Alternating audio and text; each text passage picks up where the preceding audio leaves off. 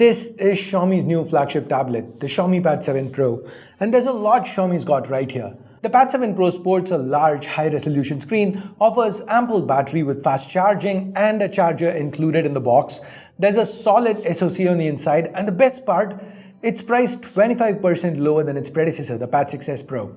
Now, of course, nothing is black and white. The Pad 7 Pro, as good as it is, has an identity crisis of sorts. Now, in today's video, we're gonna start with the box contents, then take a close look at what Xiaomi is actually offering here, and then I'll explain why I have mixed feelings about this tablet. Now, if this is your first time here, or in case you just can't remember, my name's Ash, you're watching C4E Tech, and let's get started.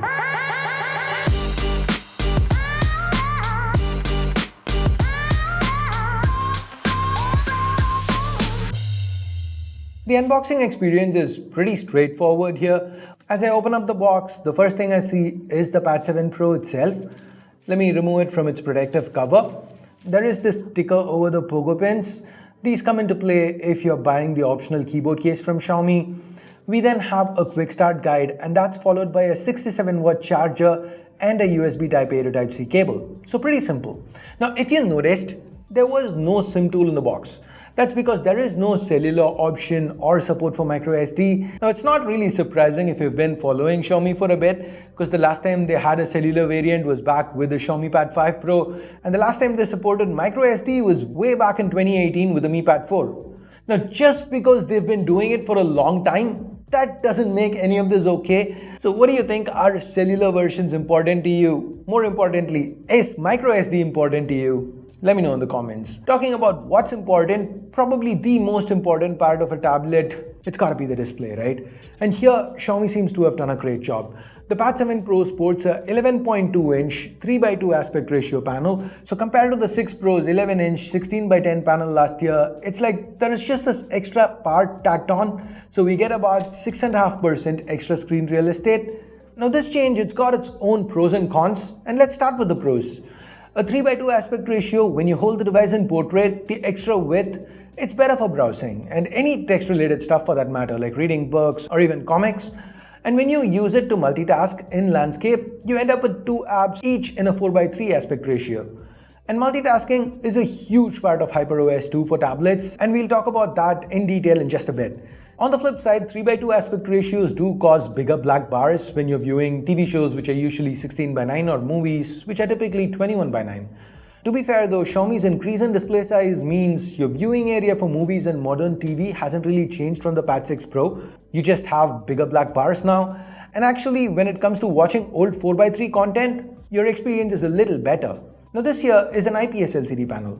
It doesn't have the deep blacks that you typically see with OLED, but the contrast ratio here seems high enough for the blacks to not really bother you when watching content in the dark. The display resolution has also been increased. This is a 12-bit 3.2K panel here, so the pixel density is up to 344 pixels per inch. The refresh rate, it remains at a high 144 Hz. Now given it's an LCD panel, there is no OLED flicker to worry about. Now Xiaomi has also got the brightness up this time. This panel outputs about 600 nits under manual mode and 800 under auto, which is quite bright by tablet standards. And there is also support for HDR10+ and Dolby Vision for HDR playback. Paired with this excellent panel are 4 loud and rich speakers. And here you get to choose between Xiaomi's own tuning and Dolby Atmos. Let me let you in on a little secret. Dolby's better. There's also an immersive sound option that kind of makes the output sound a little wider. I'm not sure if I can capture it well here, but let me try. This is Xiaomi sound.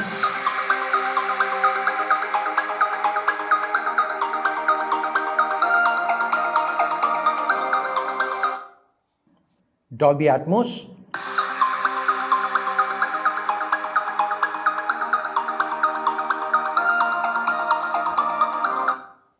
Dolby Atmos with immersive sound.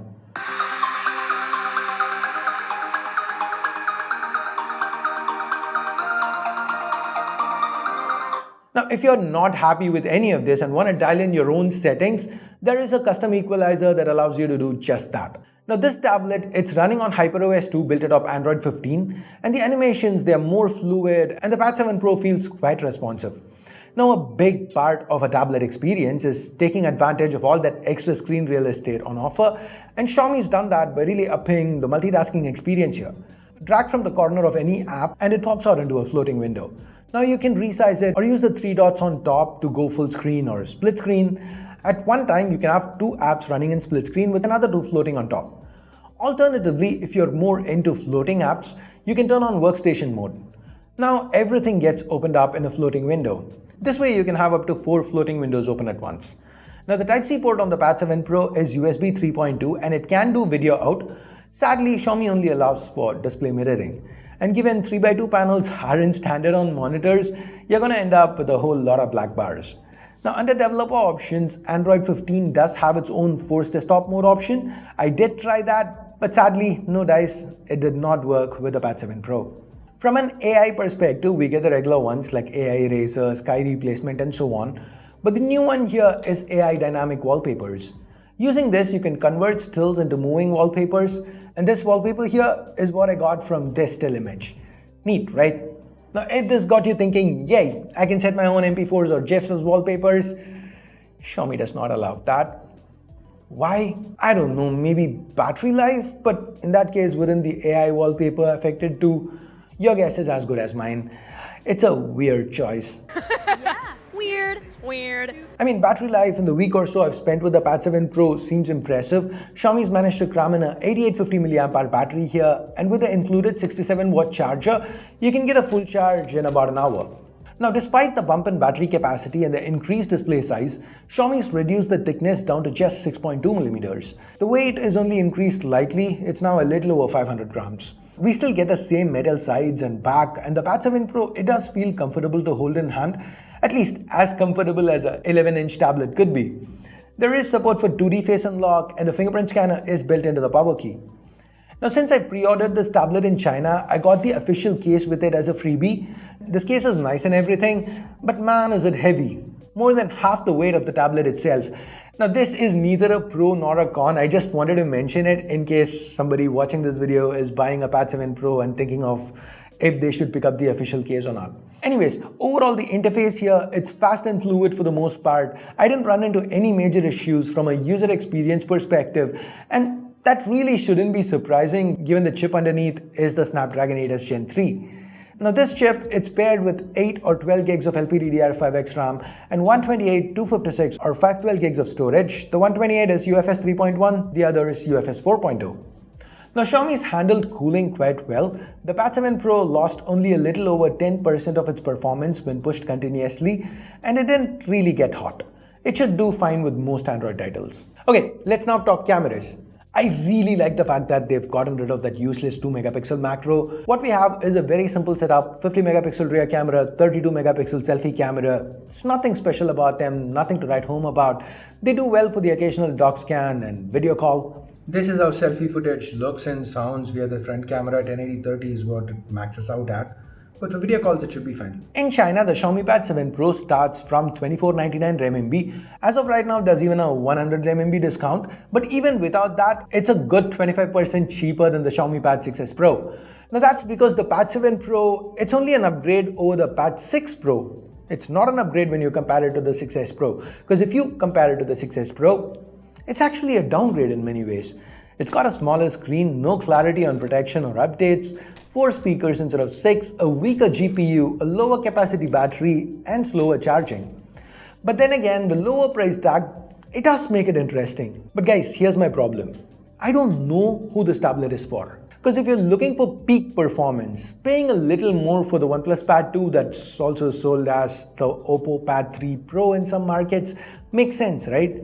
If you just want a regular tablet for day-to-day use, the vanilla Pad 7 offers pretty much everything the Pro does, with just a 10% hit in performance due to using the 7 Plus Gen 3 instead. There's also a bump down in resolution with the cameras and a slightly slower charger, which are minimal downgrades. So 25% higher, you get more performance, something that I'm sure people who are focused on performance are gonna like. And you go 20% lower, you get the almost same everything. And now that, I think, is catering to the casual buyer. So that means we are left with the question on who is the Pad 7 Pro for? If you have an idea, let me know in the comments below. So I guess that's pretty much everything. Xiaomi Pad 7 Pro. Let me know what you think about it in the comments too. And thanks for watching. Ash out.